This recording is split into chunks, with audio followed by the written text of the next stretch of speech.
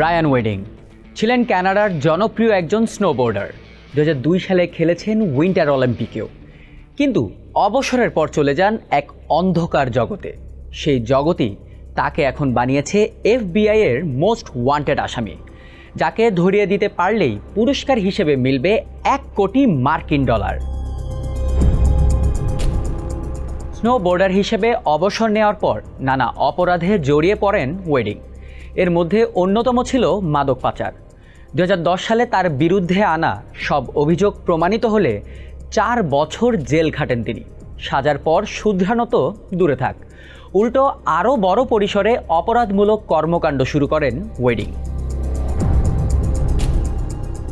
যুক্তরাষ্ট্রের কেন্দ্রীয় তদন্ত সংস্থা FBI এর তথ্য অনুযায়ী কোকেন ও ফেন্টানাইলের মতো সবচেয়ে ভয়াবহ দুটি মাদক প্রচুর পরিমাণে সরবরাহ করত রায়ান ওয়েডিংয়ের একটি সংগঠন।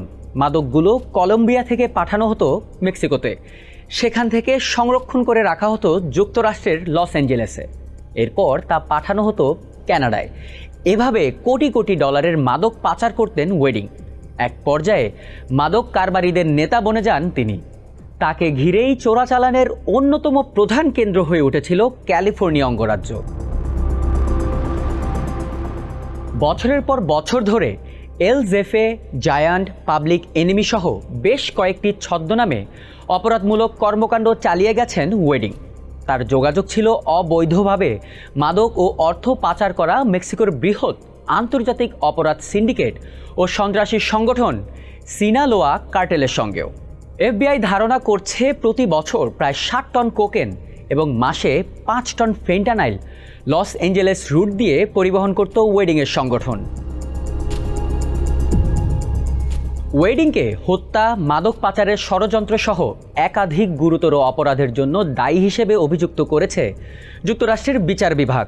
2023 সালের নভেম্বরে কানাডার অন্টারিওতে মাদকের চালান চুরির প্রতিশোধ হিসেবে 2 ব্যক্তিকে হত্যার সঙ্গেও তার সম্পৃক্ততা পাওয়া গিয়েছিল।